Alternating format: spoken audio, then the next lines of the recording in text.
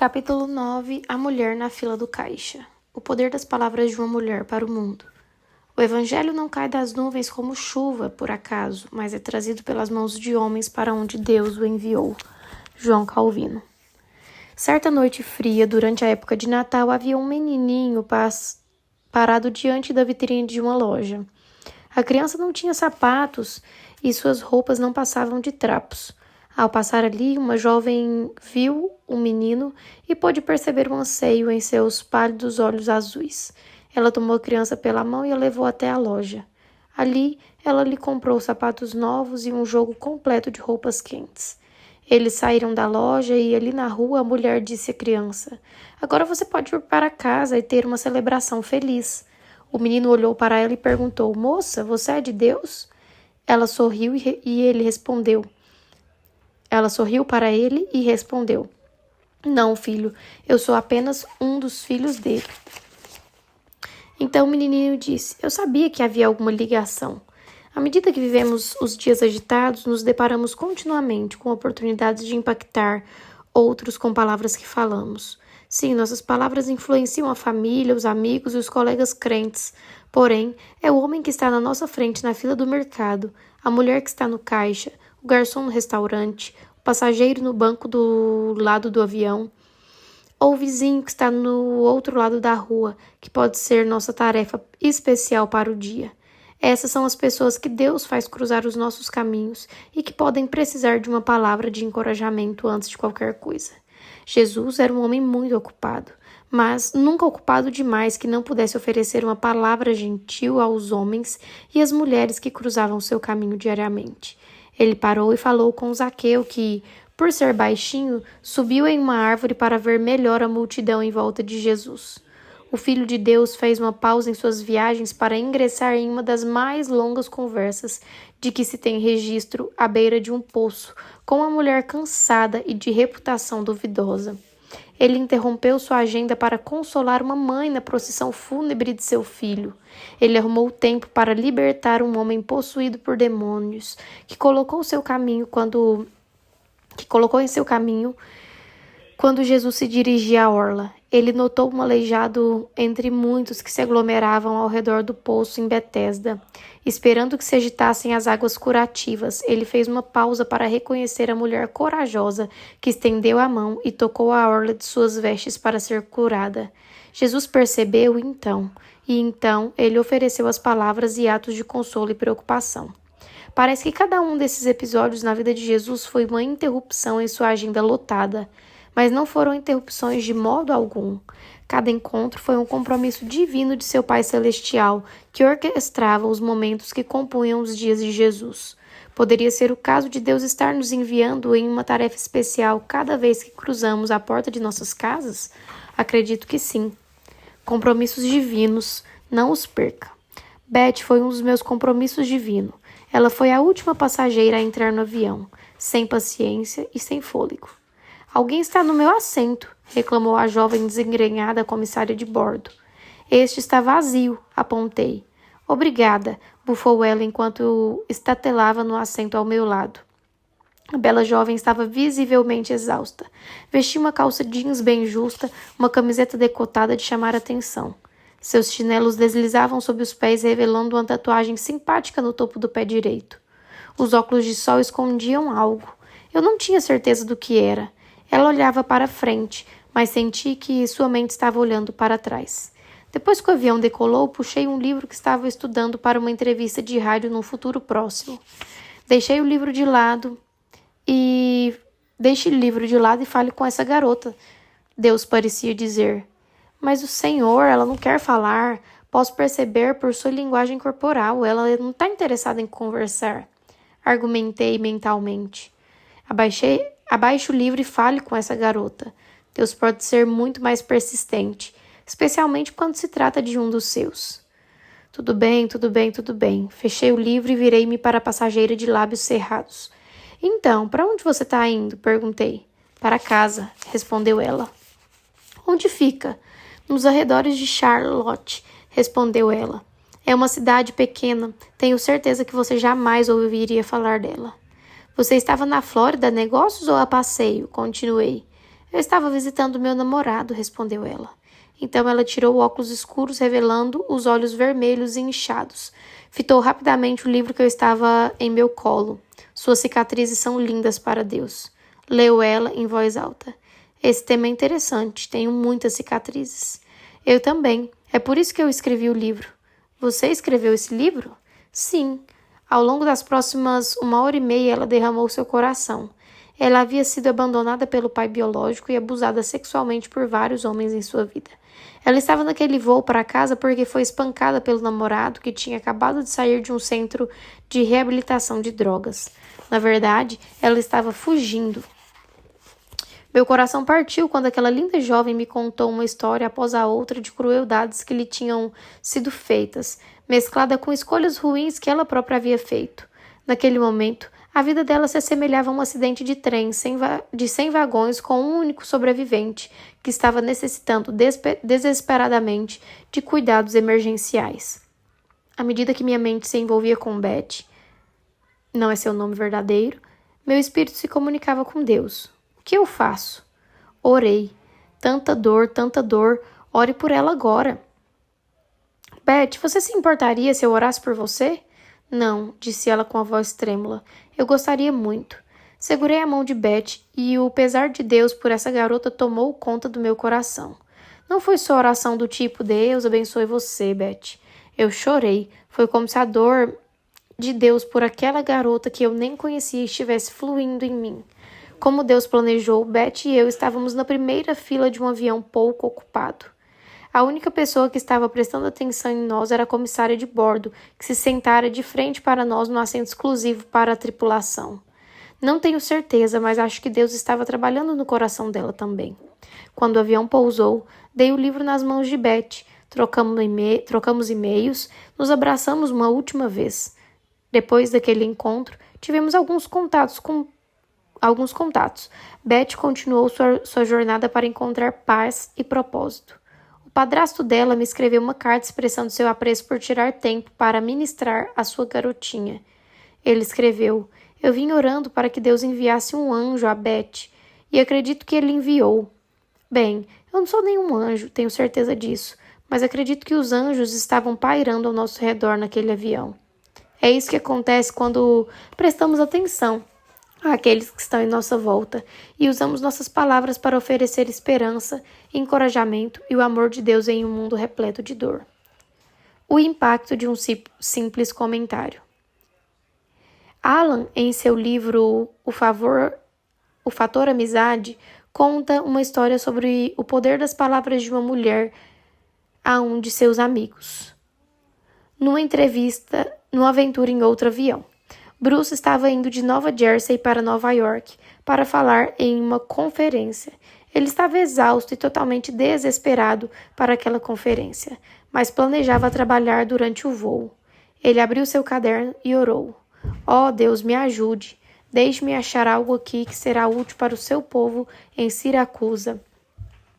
Não ocorreu nada a Bruce, e quanto mais perto ele chegava de Siracusa, mais culpado ele se sentia por falta de preparo.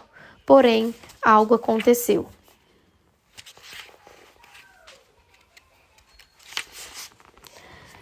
Foram palavras simples de uma comissária de bordo, Bruce recorda. Na metade daquele breve voo, uma aeromoça veio pelo corredor entregando o café. Ao se aproximar do meu assento, eu ouvi exclamar: Ei, alguém está usando a loção pós-barba? Leather, quem é? Acenei com a mão empolgadamente e disse: Sou eu. Durante todo o restante do voo, eu e a aeromoça fazíamos gracejos toda vez que ela passava pelo meu assento. 25 minutos depois, quando o avião preparava-se para aterrissar, percebi que minha insanidade temporária havia desaparecido. Apesar do fato que eu havia falhado em todos os sentidos em administrar meu tempo, na preparação e na atitude, tudo havia mudado. Eu estava consciente de que Deus me amava e que amava apesar do meu fracasso. E mais ainda, eu amava a mim mesmo e as pessoas ao meu redor e as pessoas que estavam esperando por mim em Siracusa. Olhei para o caderno que estava no meu colo e encontrei uma página repleta de ideias que poderiam ser úteis por todo o fim de semana. Deus, Como isso aconteceu? Eu pensei. Foi aí então que percebi que tinha entrado em minha vida e virado a chave. Era apenas uma chavinha, virada por alguém muito improvável. Porém, o simples ato de afirmação, aquela tensão imerecida e inesperada, colocou-me de volta no trilho. Não sabemos quando um simples comentário pode mudar o rumo do dia de alguém. Para uma pessoa que trabalha como caixa, seu cabelo está realmente bonito hoje. Para uma mãe exausta na fila do supermercado, você está fazendo excelente trabalho. Ao carteiro, obrigada por tanta dedicação em trazer nossas cartas todos os dias. Para o adolescente que empacota as compras no mercado, aposto que seus pais estão muito orgulhosos de você. Procure algo positivo para dizer àqueles que tendem a se esconder. Você pode ser aquela pessoa que os ajudará a se destacar entre a multidão. A necessidade de ser notado. Os anunciantes são bem cientes da necessidade que o mundo tem de pertencimento. Eles estão apostando nisso. Quantas vezes meus olhos se encheram de lágrimas por causa de um comercial de televisão? Um comercial de cartão de crédito mostra uma filha adulta levando sua mãe idosa de volta à Itália para descobrir suas raízes. O custo não tem preço. Eu choro.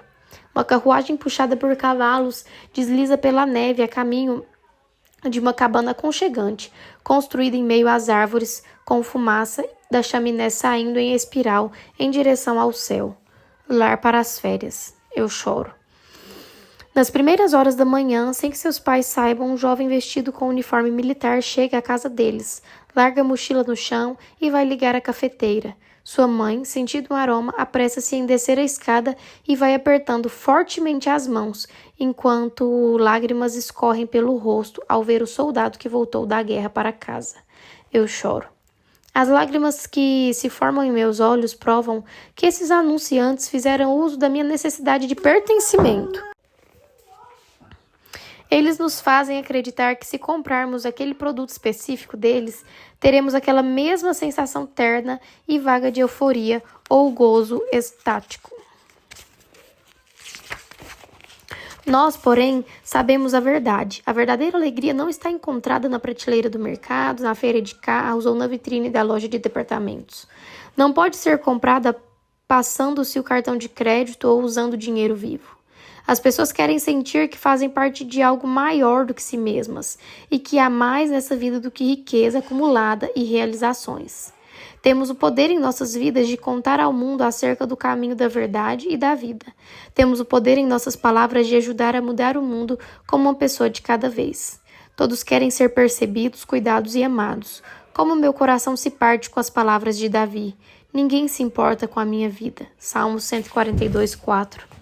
Ele está clamando durante um dos momentos mais sombrios de sua vida e sente-se sozinho em sua luta para sobreviver.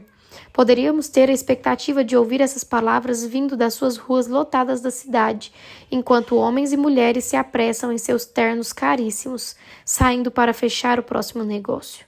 Não nos surpreenderíamos em ouvir essas palavras de alguém em situação de rua, aninhado debaixo de uma ponte com todos seus pertences enfurnados em uma sacola do supermercado. Mas será que esperaríamos isso da pessoa sentada ao nosso lado no banco da igreja, do colega de escritório na baia ao lado, ou da mãe de 3 filhos da casa ao lado? Enquanto voava da costa leste para a costa oeste, assisti a um filme a bordo, Do que as Mulheres Gostam, com Mel Gibson. Nick trabalha em uma empresa de publicidade cheia de homens e mulheres que andam de lá para cá no próprio mundinho ensimesmado. Em uma estranha mudança nos acontecimentos, Nick é alterado eletricamente quando escorrega no banheiro e cai na banheira, juntamente com um secador de cabelo. Ao recobrar a consciência após a experiência chocante, ele tem capacidade de ouvir os pensamentos das mulheres. Com seus novos poderes perceptivos, ele obtém uma enorme conta de propaganda da Nike e ganha o coração do protagonista, claro.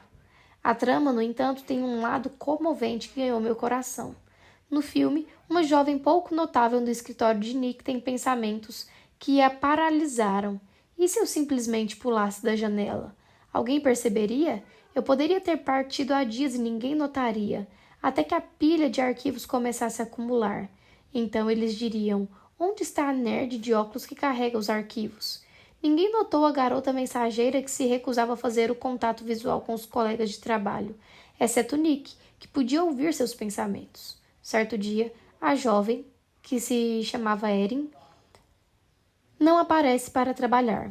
Onde está Erin? Nick perguntou ao perceber uma pilha de arquivos colocados sobre a mesa. Não sei, alguém responde. Ela não apareceu para trabalhar hoje. Temendo o pior, Nick localiza o endereço de Erin e corre para impedi-la de acabar com a própria vida. Ao invadir seu apartamento, Nick vê uma carta de suicídio sobre a mesa e seu coração se entristece. Erin, assustada, entra na sala. Senhor Marshall, o que está fazendo aqui? Estou feliz por ter chegado aqui antes de você infligir algum mal a si mesma. O que faz pensar que eu faria algum mal contra mim mesma? Eu simplesmente senti. Sério? Você sentiu? Isso não é bom. Então Nick muda brilhantemente de curso. A verdadeira razão pela qual estou aqui é para lhe oferecer um emprego. Você sabe que nós conseguimos a conta da Nike e estávamos pensando em quem seria uma verdadeira fera para trabalhar nesse projeto.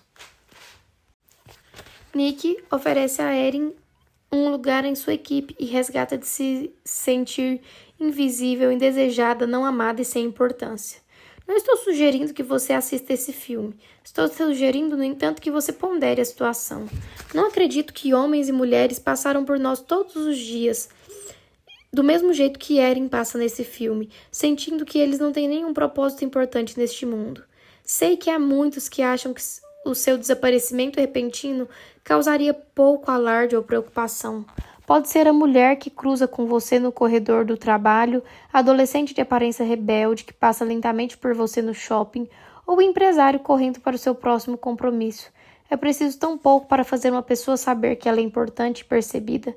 Temos a habilidade de dar esperança a alguém oferecendo uma simples palavra de reconhecimento. O Dr. David, escreveu: somos moldados por aqueles que nos amam ou se recusam a nos amar, e por aqueles que nós amamos ou recusamos a amar.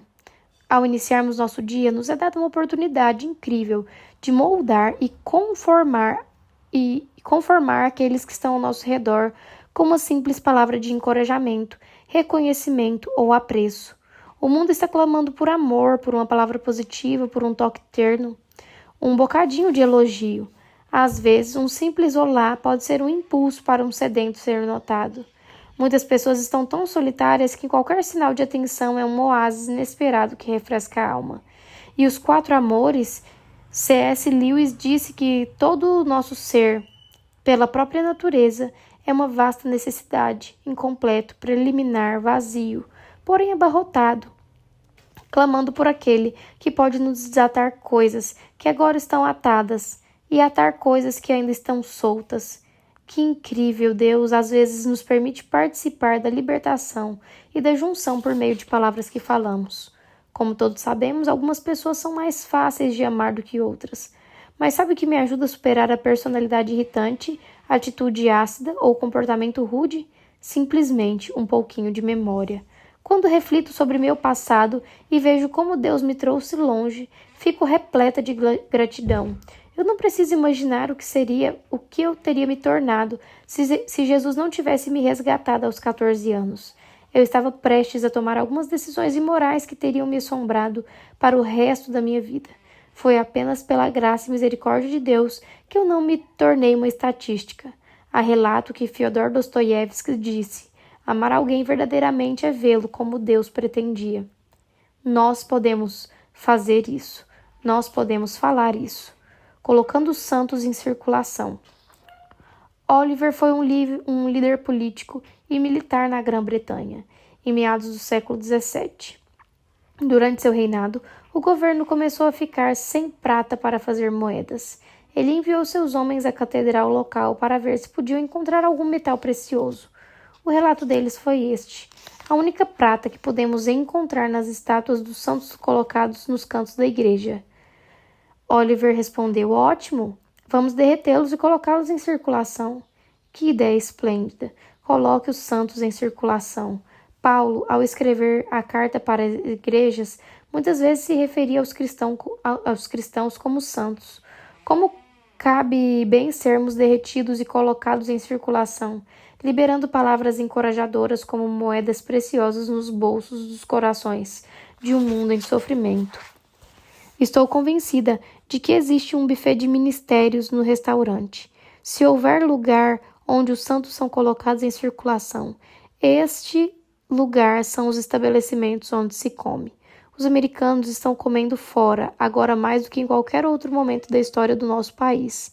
Portanto, vamos dar uma olhada neste improvável campo missionário. Eis aqui 3 cenários para se ponderar.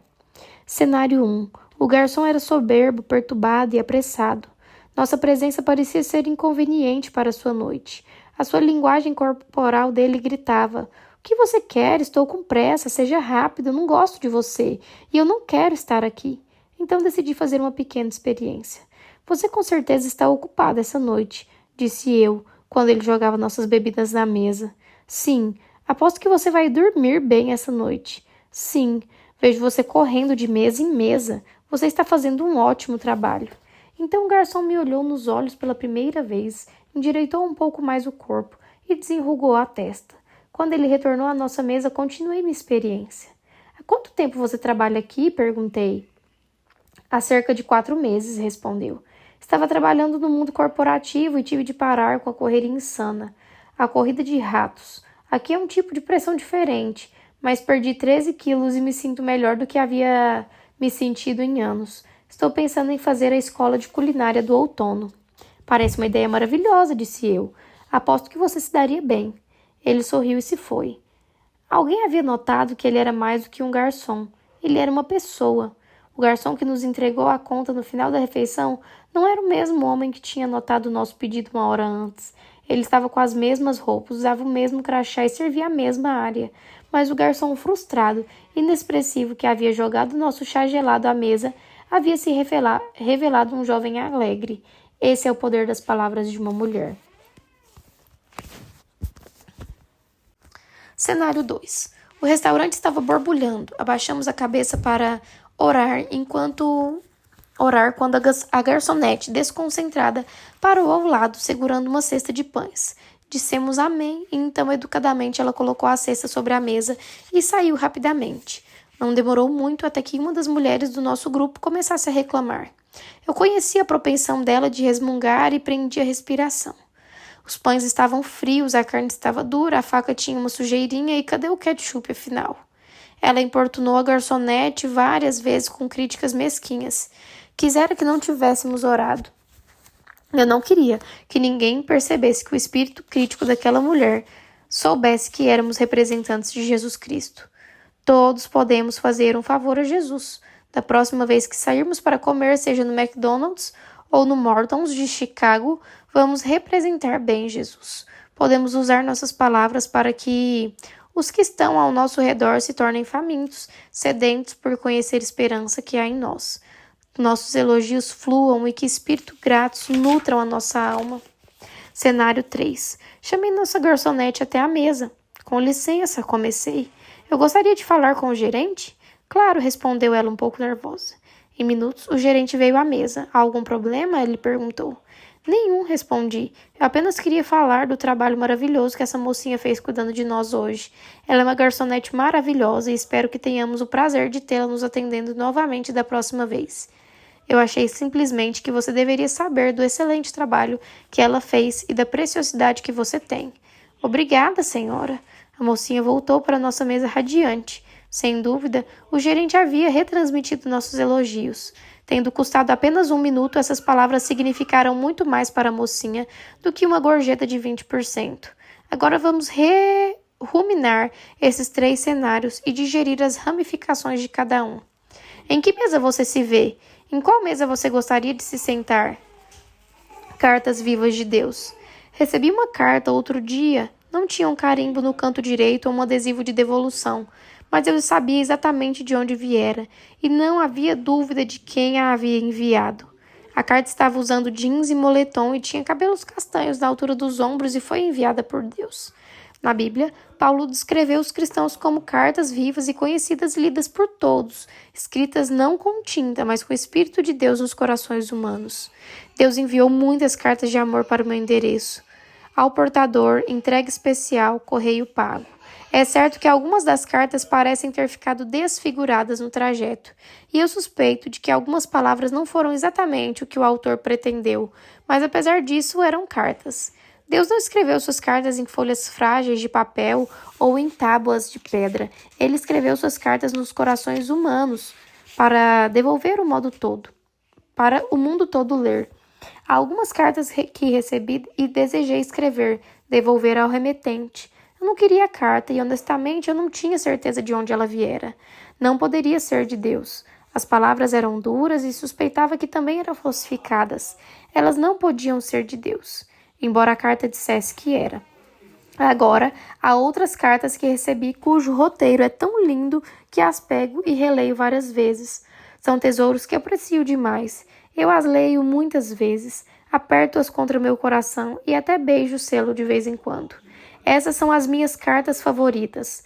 Elas têm todas as formas e tamanhos, mas o endereço para devolução está sempre visível, mesmo que tenha desbotado com os anos ou apagado com o desgaste. Amo essas cartas. Deus me enviou tantas ao longo dos anos. Cara amiga, aqui está um pensamento amedrontador. Você é uma carta, eu sou uma carta. Deus escreveu sua mensagem em nossos corações e nos endereçou para o mundo. As pessoas leem cartas de Deus em nossas ações. Elas leem cartas de Deus em nossas palavras. O que elas lerão na sua carta? Elas receberão as palavras como um soldado ávido por notícias de casa, ou as verão como um e-mail não solicitado a ser deletado. Elas temerão as palavras e as verão como uma conta que precisa ser paga, ou as verão como Deus planejou, palavras de amor conquistando para Cristo. Uma garotinha perdida encontra sua casa. Era uma vez uma garotinha que cresceu em um bairro muito agradável com pinheiros de 18 metros e faziam sombra a uma casa, estilo um rancho sulista. Sua vida consistia em um punhado de amigos que iam de casa em casa, descalços em dias quentes de verão, e uma collie chamada Lassie que seguia em cada movimento. Por trás das portas da casa dela, no entanto, havia um segredo. Seu pai, o empresário da comunidade, tinha um problema com bebida. Por muitas noites, essa garotinha rolava na cama ao som de seus pais gritando, brigando e quebrando móveis. Ninguém sabia o que estava acontecendo atrás das belas paredes de tijolo e portas acolhedoras. No bairro dela havia, porém, uma mulher, mãe de sua melhor amiga. Ela amava aquela garotinha e compartilhava acerca de Jesus Cristo com ela. Ouvia seus problemas, abraçava seu corpinho e a fazia como se fosse extremamente amada por Deus. O relacionamento delas, esse vínculo entre uma menina perdida e uma mãe emprestada, continuou a crescer. Então, certo dia, a senhora Anderson perguntou a essa adolescente de 14 anos se ela estaria pronta para aceitar Jesus Cristo como seu Senhor e Salvador. A garotinha disse que sim. A garotinha era eu. Eu sou o resultado dos poderes da palavra de uma mulher. As palavras da senhora Anderson a mim, acerca do sacrifício de Jesus e do amor de Deus Pai, mudou a minha vida. Mas não foram apenas suas palavras sobre Jesus que fizeram a diferença. Foram suas palavras sobre a vida em geral que me atraíram como um imã atrai a paras de ferro. Ela me fez querer o que ela tinha, empolgação, entusiasmo e gosto pela vida. A maioria das pessoas não é atraída a Jesus por causa de uma campanha publicitária, uma placa na estrada ou uma torre de igreja na linha do horizonte. A maioria das pessoas é atraída a Cristo por laços de bondade formados em relacionamentos com outras pessoas. Nossas palavras têm poder de tornar pessoas ansiosas para conhecer Cristo. Essas pessoas não são atraídas por causa da pregação, elas são atraídas pelo amor, pelo amar, ouvir e aprender. Como são belos os pés que anunciam as boas novas. Romanos 10:15. Esse é o poder das palavras de uma mulher. Palavras simples de bondade. Elogie os prestadores de serviço, diga obrigada. Mostre interesse e preocupação quando alguém parece estar tendo um dia ruim. Pergunte sobre os interesses da pessoa. Veja que você está comprando um presente de casamento. É para alguém próximo de você. Cumprimente seus vizinhos. Aprenda o nome de seus vizinhos e lhes escreva um bilhete de encorajamento em tempos difíceis. Ache algo positivo para dizer ao caixa na fila do supermercado. Comece uma conversa com a pessoa que está ao seu lado no ônibus, no avião ou na fila do banco. Ofereça-se para ajudar alguém, por exemplo. Você vê uma mulher tentando dar conta de pacotes e do carrinho de bebê ao mesmo tempo? Um simples "Ei, deixe-me ajudá-la" poderia ser exatamente as palavras para alegrar o dia dela. Quando você vê uma mãe jovem constrangida com a atitude do filho fazendo cena, encoraje-a com palavras gentis como "Você está fazendo um ótimo trabalho" ou "Meu filho fazia a mesma coisa quando era pequeno". Seja gentil com as crianças da vizinhança. Tantos adultos falam de modo paternalista com as crianças. Elas vão achar você incrível.